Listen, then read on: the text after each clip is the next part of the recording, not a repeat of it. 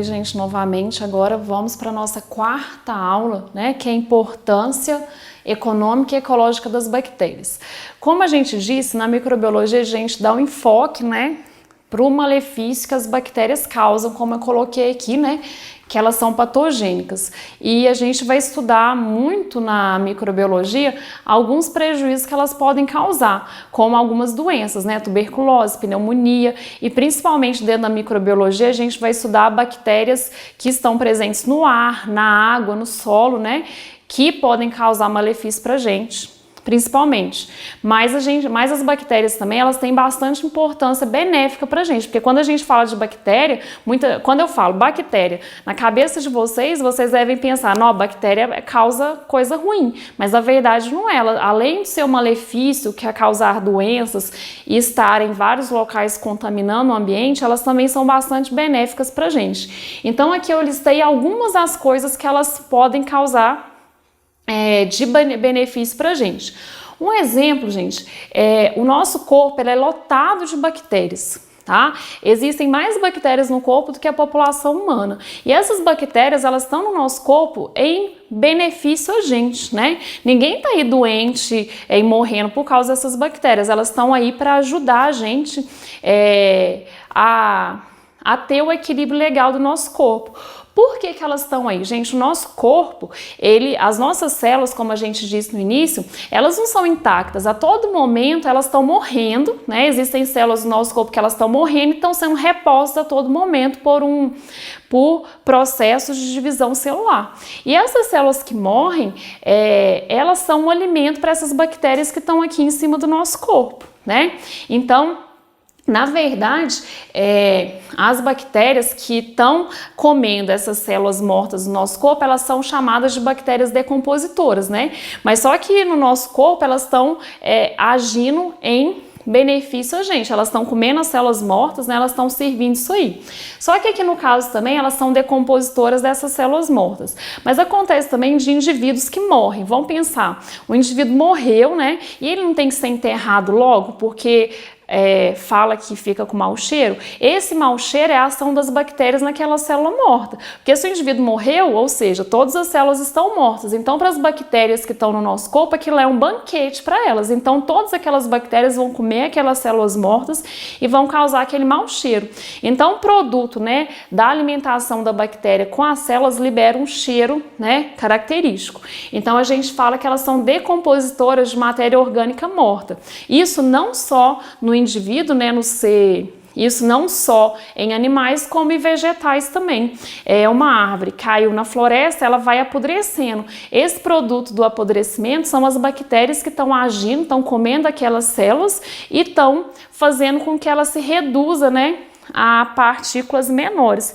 Então, isso, gente, na natureza, essa decomposição de matéria orgânica morta é muito importante, porque vai decompor a matéria orgânica, né? Essa matéria orgânica vai fazer um ciclo biológico dos nutrientes da natureza. Imagina se não tivesse essas bactérias. O indivíduo ia morrer, não ia ter decomposição, ia virar o mundo com acúmulo de coisas mortas aí. E as bactérias estão aí para estar ajudando dessa decomposição e nessa ciclagem de nutrientes que a gente tem aí na natureza. Então a gente fala que elas são decompositoras ou pode falar também que elas são saprófitas, tá? Outra coisa, gente, as bactérias também, hoje elas são muito utilizadas para a produção de insulina, né? Que é aquele hormônio que controla a taxa de glicose no sangue. E tem muita gente que tem insulina deficiente. E antigamente essa insulina, ela era muito difícil da pessoa ter, né, da pessoa adquirir. E hoje quem é diabético consegue ela com uma certa facilidade, porque utilizou-se técnicas, né, utilizou-se as bactérias para essa produção. As bactérias, gente, elas têm a reprodução dela, a reprodução assexuada, ela é muito rápida, né? Uma célula produz duas, dessas duas, cada uma vai produzir mais duas, e isso em curto intervalo de tempo. Então, se em uma bactéria se injetar insulina, ela vai se reproduzir de uma certa maneira que vai chegar no final do dia, a gente vai ter uma quantidade de insulina razoável, né? Então, pesquisou bastante para verificar isso aí, e verificou que as bactérias conseguem, né, através da sua reprodução ser tão rápida, produzir a insulina. Outra coisa é a fertilização do solo, né? Eu não sei se vocês já perceberam que existem várias técnicas de rotação de cultura, e nessa rotação de cultura coloca-se muita leguminosa. O que é leguminosa? É feijão, é soja, né? Nessas estruturas, a feijão e a soja, elas têm nódulos, né? Elas têm nódulos nas suas raízes que permitem que as bactérias fiquem lá dentro e fertilizem o solo, né? Então, essas bactérias, elas vão promover a fertilização do solo através dessas técnicas. Então, se planta o milho, né? Às vezes a pessoa planta o milho com uma soja associada ou com feijão associado, porque o milho está retirando nutriente e o feijão ele está repondo através das suas raízes que contém essas bactérias que a gente chama de bactérias nitrificantes, que são as bactérias que vão promover a reposição de nutrientes naquele solo, né? Ou às vezes um ano plantou milho, vai plantar feijão, e isso diminui um pouco o custo em relação a produtos químicos que vão ser colocados lá. Então se utiliza muito essas leguminosas para se fazer essa fertilização do solo, tá? Outra coisa, gente, os herbívoros, eles têm no seu estômago, né, no seu tubo digestivo, no tubo digestivo de herbívoros existem bactérias que ajudam na digestão do alimento. O tubo digestivo de herbívoros, ele é um pouco diferente da gente, né, ele não tem muitas enzimas digestivas. Então o que tem lá? São bactérias que vão ajudar nessa digestão dos alimentos que eles estão ingerindo, tá? E também vai ser utilizado em controles biológicos, né, para combater algumas pragas, também as bactérias são utilizadas para isso. E outra coisa também, gente, produção de iogurte. Os iogurtes que a gente toma, isso é produto da fermentação das bactérias para com leite, né? Então, quando a gente vê lá aquele Activia, contém bacilos gram-regulares. O bacilo, né, como a gente viu nas aulas anteriores, é uma forma de bactéria, né, que contém naquele iogurte que produziu aquele que o produziu. Então, os iogurtes que a gente toma são produtos da fermentação da bactéria no leite, né, que produz iogurte, tá? E como eu disse, também existem as bactérias patogênicas, né, que a gente conhece bastante, tem bastante aí maléficas, e a gente tem que utilizar para as bactérias, né, que são patogênicas. O único medicamento que tem para combatê-las são os antibióticos, que são medicamentos que devem ser tomados cuidadosamente.